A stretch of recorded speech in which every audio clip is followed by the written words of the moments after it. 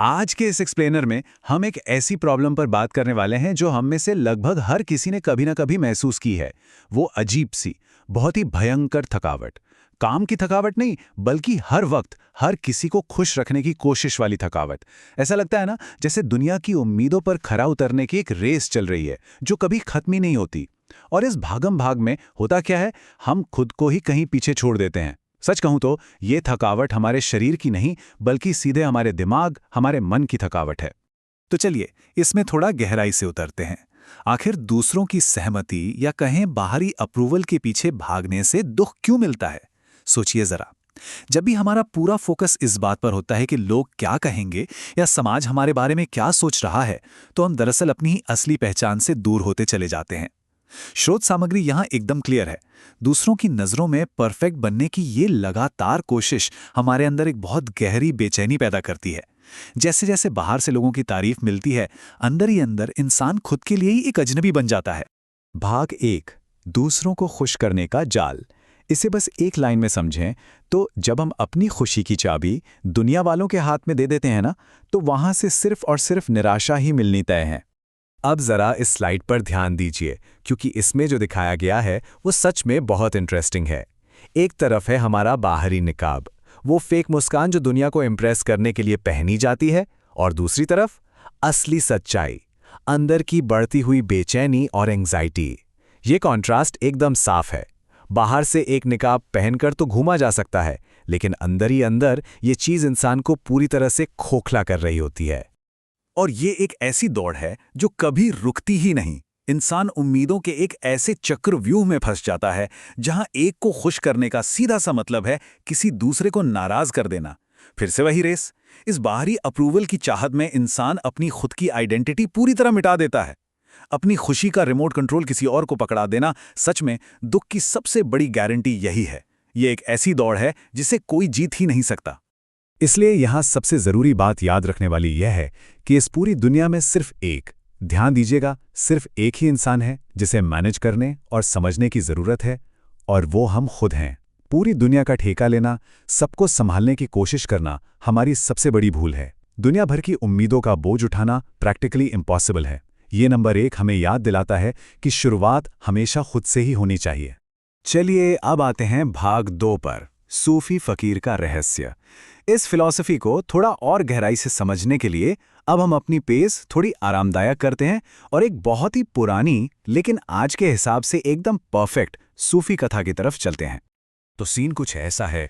कल्पना कीजिए एक बहुत ही बिजी शोर शराबे वाला गांव है। वहां हर कोई किसी ना किसी चीज के पीछे भाग रहा है, सबको जल्दी है। तभी वहां एक घुमक्कड़ सूफी फकीर आता है। वो सड़क के किनारे बिल्कुल शांति से बैठ जाता है। ना उसे किसी से कोई उम्मीद है, ना वो किसी से कुछ मांग रहा है। वो अपने आप में पूरी तरह से संतुष्ट है और बस इस भागती दौड़ती दुनिया को बड़े मजे से चुपचाप देख रहा है। तभी वहां एक बूढ़ा आदमी आता है। ये आदमी हमारे आज के मटीरियलिस्टिक यानी भौतिकवादी समाज का एक परफेक्ट सिंबल है। वो फकीर की इस अजीब सी शांति को देखकर थोड़ा चिढ़ जाता है और पूछता है, इस दुनिया में सबसे जरूरी चीज आखिर है क्या?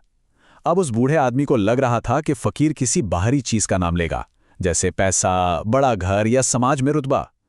क्योंकि देखा जाए तो आजकल दुनिया इन्हीं पैमानों पर तो सफलता को मापती है ना। लेकिन फकीर हल्का सा मुस्कुराता है और एक ऐसा जवाब देता है जो बाहरी दुनिया की सारी उम्मीदों को चकनाचूर कर देता है। वो कहता है, सबसे जरूरी चीज है खुद को समझना।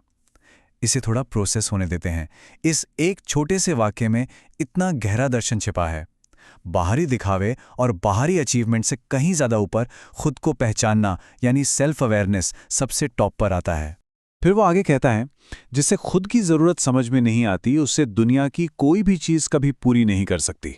और वाकई ये कितने शानदार तरीके से समझाता है कि जब तक अंदर से खुद की समझ नहीं है, तब तक दुनिया भर का पैसा, सक्सेस या तारीफें मिल जाएं, वो हमेशा अधूरा ही लगेगा। बिना इंटरनल अवेयरनेस के एक्सटर्नल सक्सेस का कोई मतलब ही नहीं रह जाता। फकीर के ये शब्द सच में एक बहुत बड़ी सच्चाई को सामने रखते हैं। अब बढ़ते हैं भाग 3 की तरफ, अपने भीतर से सम्मान कमाना। आइए देखते हैं कि ये सदियों पुराना ज्ञान आज की मॉडर्न दुनिया में जो हम इज्जत पाने की जद्दोजहद करते हैं उससे कैसे जुड़ता है। इस कथा में आगे एक गुस्से और फ्रस्ट्रेशन से भरा हुआ नौजवान आता है। वो फकीर से आकर शिकायत करता है, मैंने सबके लिए बहुत कुछ किया, अपनी पूरी जान लगा दी, लेकिन कोई मेरी इज्जत नहीं करता। ये लड़का असल में उस थके हारे आधुनिक इंसान का बिल्कुल डायरेक्ट रिफ्लेक्शन है जिसकी हमने शुरुआत में बात की थी, जो सबको खुश करते करते अब पूरी तरह से टूट चुका है। फकीर बहुत शांति से उसकी पूरी बात सुनता है और एक ऐसा तीखा सवाल पूछता है जो सेल्फ सैक्रिफाइस यानी खुद को मिटा देने वाले इस पूरे इल्यूजन को ही तोड़ देता है। वो पूछता है, तुमने सबके लिए बहुत कुछ किया, मान लिया, लेकिन क्या तुमने कभी अपने लिए कुछ किया? वाह, ये एक सवाल उस गलतफहमी को पूरी तरह से खत्म कर देता है जहां हमें लगता है कि सिर्फ दूसरों की सेवा करने या खुद को कुर्बान करने से ही लोग हमारी इज्जत करेंगे। तो चलिए आगे बढ़ते हैं और देखते हैं कि ये बात आगे कैसे डेवलप होती है। फकीर के इस सीख के अनुसार सच्चे सम्मान का रास्ता बड़ा साफ है। स्टेप 1, दूसरों के पीछे भागना बंद करना। स्टेप 2, अपनी खुद की वैल्यू, अपनी अहमियत को समझना। क्योंकि देखिए, इज्जत कभी मांगी नहीं जाती, उसे सबसे पहले अपने ही अंदर, अपने भीतर कमाना पड़ता है। और स्टेप 4, जब एक बार इंसान खुद की नज़रों में उड़ जाता है ना, तब ये दुनिया मजबूर हो जाती है उसका अनुसरण करने के लिए। दुनिया वैसे ही आपके पीछे आएगी। आखिरी हिस्से पर आते हैं, भाग 4, आंतरिक शांति की ओर बदलाव। यह हिस्सा उस सफ़र पर फोकस करता है जो बाहरी दुनिया के शोर शराबे से शुरू होकर अंदर की एकदम गहरी शांति तक जाता है, जो शुरू में थोड़ा अनकंफर्टेबल ज़रूर लग सकता है पर लाइफ बदल देता है। अक्सर हमारा समाज भीड़ के बीच घिरे रहने को या लोगों का सपोर्ट होने को एक ताकत मानने की भूल करता है, लेकिन यहाँ एक बड़ा डिफरेंस है। अपनी खुशी के लिए पूरी तरह से दूसरों पर डिपेंड रहना ये ताकत का सिर्फ एक भ्रम है। असलियत में ये एक बहुत बड़ी कमजोरी है। जब कोई इंसान अपनी आइडेंटिटी के लिए पूरी तरह से इस बात का मोहताज हो जाए कि लोग क्या कहेंगे, तो उससे ज्यादा कमजोर और कोई नहीं हो सकता। इसीलिए स्रोत सामग्री के आधार पर अकेलेपन की इस परिभाषा को थोड़ा बदलने की जरूरत है। अकेलेपन को अक्सर एक सजा या नेगेटिव वर्ड की तरह देखा जाता है, लेकिन एक्चुअली अकेलापन कोई कमजोरी नहीं है। ये तो वो बेसिक, शांत और जरूरी स्पेस है जहां बाहर का शोर आकर खत्म हो जाता है।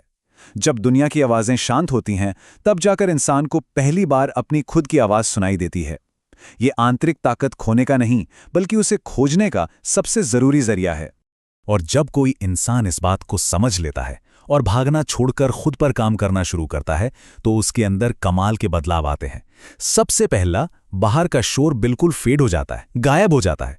दूसरा, अंदर की आवाज एकदम क्रिस्टल क्लियर सुनाई देने लगती है। तीसरा, इंसान को अपनी असली आंतरिक ताकत का एहसास होता है। और चौथा, उसे खुश रहने के लिए या अच्छा महसूस करने के लिए अब किसी बाहरी सहारे की कोई जरूरत नहीं रहती, वो खुद में काफी होता है। तो सबसे जरूरी बात यहां यह है कि सच्ची और टिकाऊ खुशी का असली सोर्स सेल्फ एक्सेप्टेंस है। खुशी लोगों के साथ होने से नहीं आती, खुशी खुद के साथ होने से आती है। ये दुनिया की सबसे बड़ी सच्चाई है कि असली मजा किसी भीड़ का हिस्सा बनने में नहीं है, बल्कि अपने खुद के अस्तित्व के साथ शांति से रहने में है। जब इंसान अपना खुद का सबसे अच्छा दोस्त बन जाता है, तो उसे किसी और की मोहताजी नहीं रहती।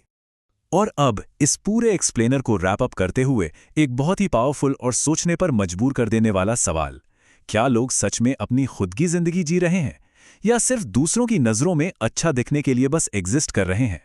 ये एक ऐसी चीज है जिस पर हम सबको शांति से बैठकर विचार करना चाहिए। शायद अब वक्त आ गया है इस यूजलेस दौड़ को रोकने का, अपने अंदर झांकने का और अपनी खुद की वैल्यू समझने का। क्योंकि दोस्तों, असली जिंदगी की शुरुआत वहीं से होती है जहां दुनिया का शोर पूरी तरह खत्म होता है।